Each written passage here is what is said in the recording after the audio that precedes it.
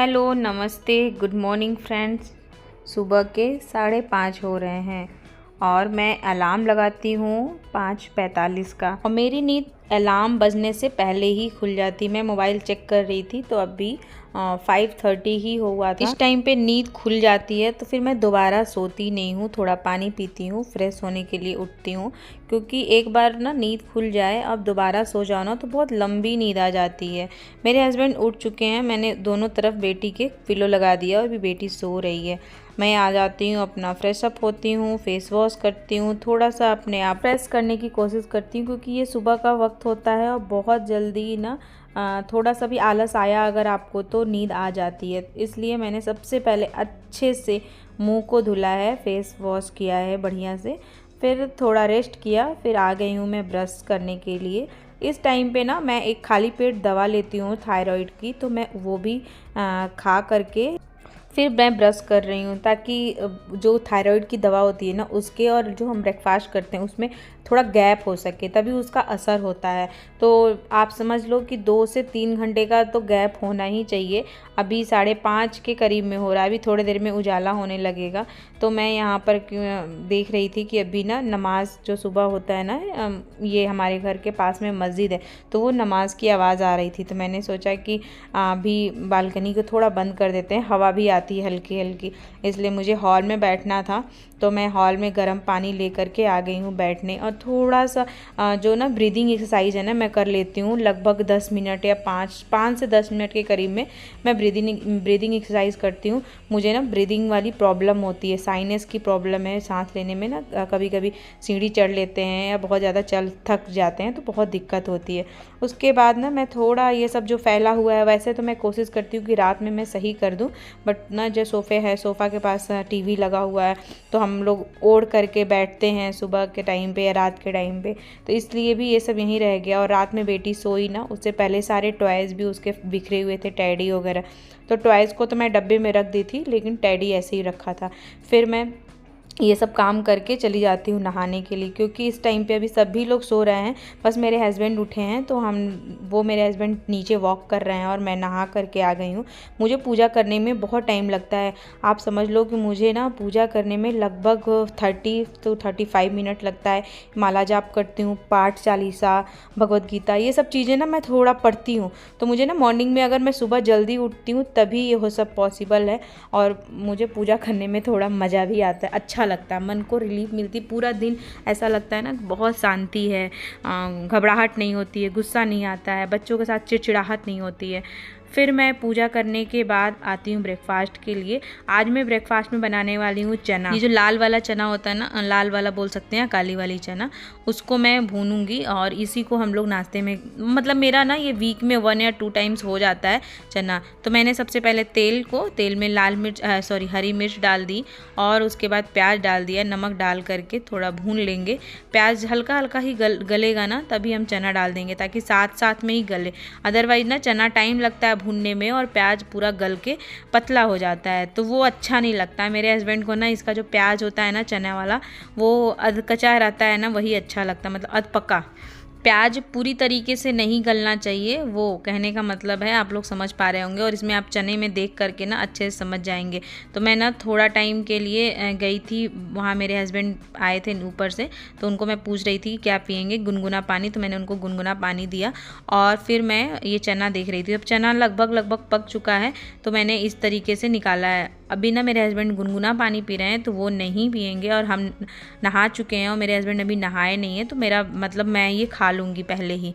कहने का मतलब है कि हम दोनों एक साथ बहुत ही रेयरली बैठते हैं ब्रेकफास्ट के लिए, अदरवाइज़ उनको ऑफिस जाना हो तो वो उनका टाइम रूटीन अलग रहता है, मेरा अलग होता है। हालांकि मैं जब सुबह जल्दी उठती हूँ, नहाती हूँ और पूजा करती हूँ ना, तो गैप हो चुका रहता है लंबा, तो मुझे भूख लग जाती है। तो मैं कोशिश करती हूँ कि मैं वेट ना करूँ, मैं अपना खा पी करके फिर आगे का काम करूँ, क्योंकि ब्रेकफास्ट मैंने बना दिया, अब लंच साथ में बनाएंगे, क्योंकि मेरे हस्बैंड को टिफ़िन ले जाना है। उससे पहले मैं सोच रही थी दूध गर्म करने को रख दूँ, क्योंकि शिवी को भी दूध देना होगा और चाय भी बनाना होगा, क्योंकि चाय हम साथ में पी सकते हैं, बट ना ये ब्रेकफास्ट जो मतलब मुझे खाना होता है ना कुछ भी, वो मैं अपना अलग से खा लेती हूँ जब मुझे लगता है कि अब मुझे खाना चाहिए। मेरी बेटी उठ के आ गई है, कह रही मम्मा दूध दे दो, मैंने उसको बोला चलो पहले तीत को क्लीन करते हैं ना, पहले ब्रश करते हैं फिर खाने को मिलेगा। तो वो आलस आ रहा था उसको भी, क्योंकि सुबह में बड़े हों या बच्चे सभी को आलस आता है। तो वही सिवी उठ करके और बहुत आलसा कर रही। मैंने कहा कि अभी दूध तो नहीं मिलेगा आपको, पहले ब्रश करना पड़ेगा। तो कह रही नहीं मम्मा मेरा तीत क्लीन है। फिर मैं वही समझा रही थी कि नहीं, रात को जब हम खा के सोते हैं ना फिर सुबह क्लीन करना पड़ता है। बहुत मुश्किल होता है इन बच्चों को ना ब्रश कराना, और कोई भी चीज़ अगर आप ट्रेंड कर रहे हैं ना बच्चों को, बहुत टफ़ हो जाता है। मेरे लिए तो काफ़ी ज़्यादा टफ़ हो जाता है। इस टाइम पे मेरे हस्बैंड ही ये सब चीज़ों को मैनेज करते हैं, बट अभी वो ना शायद वॉशरूम में हैं या फिर कहीं बिजी हैं, इसकी वजह से ही वो, हाँ उनका एक ना कॉल था सुबह मॉर्निंग में ही, तो वो कॉल मतलब कॉल पे थे, इस वजह से। फिर ना मैंने ब्रश कराया और उसको ब्रेकफास्ट मतलब दे दिया कुछ खाने के लिए। और ब्रेकफास्ट में ना चना तो खाती है, तो मैंने प्याज हटा करके सिर्फ चना दे दिया है, और ओट्स और दूध दिया है, क्योंकि मैं अभी दूध गर्म कर रही थी उसके लिए। जब तक कि वो ब्रेकफास्ट में अपना फिनिश करेगी, हम अपना ये रूम सही कर लेते हैं, क्योंकि अब सभी लोग उठ चुके हैं। तो रूम सही करना बहुत ज़रूरी होता है, क्योंकि एक बार रूम सही हो जाता है ना तो बहुत हल्का, रूम बहुत ज़्यादा नीट एंड क्लीन रखने से ना बहुत अच्छी पॉजिटिव वाइब्स आती है। रूम हो या घर, हमेशा डेकोरेट और सजा कर साफ़ सुथरा रहने से ना बहुत अच्छा रहता है। हालाँकि हम लोग जब सोते हैं तो उस टाइम पे झाड़ते ही हैं, बट अभी क्या करेंगे ना, हम पूरा अच्छे से इसको सही करेंगे। मेरा 3 BHK है, तो ये वाला रूम में हम लोग सिर्फ सोने के लिए यूज़ करते हैं, पूरे दिन भर नहीं यूज़ होता है। सोफ़ा पे और दूसरे और तीसरे रूम में हम लोग यूज़ कर लेते हैं बैठने उठने लेटने के लिए, बट ये वाला रूम हम लोग सिर्फ और सिर्फ सोने के लिए यूज़ करते हैं।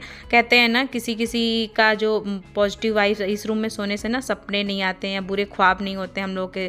बार बार ना मेरे हस्बैंड को भी बहुत गलत सपने आते थे। फिर ना ये रूम हमारा एक्चुअली स्टोर वाला रूम था, बट ना फिर मैंने इसको बेडरूम के तरीके से बना दिया। बेडरूम कहेंगे या सिर्फ सोने के लिए ही रूम कहेंगे, क्योंकि इससे अटैच लेटरिन बाथरूम नहीं था। आप इधर देखेंगे ना साइड में कि मैंने बहुत सारे अपने ये बच्चे का वॉकर रखा है, कार्डबोर्ड्स वगैरह बहुत सारे इसी में रखे हैं मैंने। बट ये रूम ना हमारा बहुत अच्छा है, या यूँ कहेंगे कि इसमें जो वास्तु होता है ना वो बहुत सही है। जो सिरहाना है बेड रखने का और सोने का, वो सब कुछ बहुत सही है। इसलिए यहाँ पे अच्छे मतलब सपने अच्छे आते हैं, या फिर सपने आते ही नहीं। मैंने लंच बनाया, हस्बैंड को लंच पैक करके दिया, और ये टाइम है इवनिंग का, और इवनिंग में मैं बनाने वाली हूँ कद्दू की सरसों वाली सब्जी। लगभग सभी के घरों में बनी होगी, और नहीं बनी है तो आप एक बार इस वीडियो को देख करके और इसे स्टाइल में बनाएं। ये जो कद्दू, इसको सीताफल बोलते हैं या फिर कहीं कहीं लौकी भी बोल देते हैं। तो इसको हम ना तो सरसों वाली सब्जी बनती है हमारे घर में। मेरी मम्मी जो मेरी सासू माँ है उनके स्टाइल का मैं बनाने वाली हूँ। तो पीली वाली सरसों को मैंने ले लिया लगभग 1 चम्मच के करीब में, और लहसुन इसमें अच्छा डाल देते हैं। तो लहसुन और मिर्चा, मैं ना लाल मिर्चा भी डाल रही हूँ और हरी मिर्च भी डाल रही हूँ, क्योंकि कद्दू जो होती है ना थोड़ी मीठी इसका फ्लेवर मतलब मीठा लगता, इसलिए इसमें ना कोशिश करना है कि मिर्चा आप अपने अनुसार थोड़ा तीखा ही रखें। तीखा या फिर खटाई अगर है तो आप खटाई भी डाल सकते हैं, बट ना मैंने कुछ नहीं डाला, मैंने मिर्ची ही डाल दी है। 2 मिर्ची लाल वाली और 1 हरी वाली, और हरी वाली बहुत तीखी मिर्ची है। इसको अच्छे से हम पीस लेंगे। पीसने के बाद ना सरसों जो होता है ना थोड़ा दरदरा रह जाता है, इसलिए आप बहुत ध्यान दीजिएगा, या फिर थोड़ा पानी डाल करके अच्छे से पीसिए। और पीसने के बाद इसको मैंने एक जगह ट्रांसफ़र कर लिया, इसमें पानी डाल करके इसको भी निकाल लेंगे। ये वाली सब्जी ना मतलब हमारे यूपी में या फिर यूपी में तो सभी के घर में बनती है, नहीं बनती है हम नहीं बता सकते, लेकिन मेरे घर तो ज़रूर से ही बनती है। अगर कद्दू आई है तो सरसों वाली सब्जी एक टाइम ज़रूर बनेगी, और कद्दू सरसों वाली ही पसंद आती है। और हम लोग घर में ना ये ठंडे मसाले वाली सब्जी पसंद भी करते हैं लोग। और क्या बोलते हैं, कढ़ाई रखा मैंने, फिर तेल डाला है, हींग डाला है, उसके बाद थोड़ा सा राई डाल करके उसको तड़कने दिया है। जो मसाला हमने पीसा था ना उसमें हल्दी, धनिया पाउडर, जीरा पाउडर, लाल मिर्च और नमक डाल करके इसको हम लोग घोल देंगे, अच्छे से फेंट देंगे, और इसी को इस तेल वाले तड़के में डाल करके मिला देंगे। नमक स्वादानुसार डालिएगा, अपने अनुसार डालिएगा, क्योंकि हम लोग थोड़ा सा नमक कद्दू में थोड़ा सा ज़्यादा खाते हैं, क्योंकि हम लोग को चावल से खाना होता है ये सब्ज़ी। तो तेल तड़क गया है, अब ये मसाले को इसमें मैंने डाल दिया। इसको खूब अच्छे से भूनना है, क्योंकि सरसों जितना अच्छा भुनाता है ना उसका फ्लेवर उतना अच्छा आता है, नहीं तो फिर वो कच्चा कच्चा सा लगेगा या फिर कड़वा या करछाने लगता है, तो अच्छा नहीं लगता है वो। इसलिए आप लोग इसको बहुत ध्यान से अच्छे से मतलब ढक करके भूनना है। तब तक मैं ना ये सारे मसाले को अंदर रख लेती हूँ। साथ के साथ ही काम मेरा किचन का समेटाता जाता है। किचन में बहुत सारे काम ऐसे ही फैलते जाते हैं, अगर हम इसको ध्यान ना दें तो क्या होता है कि सारी चीज़ें फैलती रहती हैं। तो हमने सभी को साथ में ही उसको कढ़ाई में रख दिया मसाला भूनने के लिए, और इन सब चीज़ों को मैंने हटा दिया है। देख रहे हैं कि मसाला किस तरीके से पानी ख़त्म हो सूख गया है और ये मसाला भुनाने लगा। मसाला कैसे पहचानेंगे? तेल अलग हो जाता है, इसमें बहुत कम तेल होता है, बट आपको पता चलेगा कि तेल अलग हो जाएगा, और इसकी स्मेल भी बहुत अच्छी आती है, खुशबू। तो उसके बाद जब पक गया ना, तो मैंने ये सारे कद्दू जो कटे हुए थे मैंने इसमें डाल दिया। हालांकि जो कद्दू है ना, मैंने बहुत ही छोटा काट लिया है, आप थोड़ा बड़ा ही काटिएगा तो और अच्छा बन के आता है। फिर मैंने थोड़ा सा पानी डाल दिया है, गुनगुना पानी, और इसको ढक देंगे। सभी चीज़ें पड़ी हुई हैं तो कुछ भी डालने की ज़रूरत नहीं है। मिर्च मसाला हल्दी नमक सभी कुछ पड़ा हुआ है, तो बस आपको ढक ढक के पका लेना है और अच्छे से भून लेना है। मसाला भुना हुआ है, बस कद्दू के पकने तक का वेट कीजिए। कद्दू पक जाए उसके बाद आप इसको चावल या रोटी से खाइए, इतना टेस्टी इतना मज़ेदार बन। अगर आपने ट्राई नहीं किया तो एक बार ज़रूर ट्राई करें, बताएं कमेंट करके कैसा बना था। चैनल पे नए हैं तो लाइक शेयर सब्सक्राइब कीजिएगा। मिलते हैं अगले वीडियो में, बाय बाय।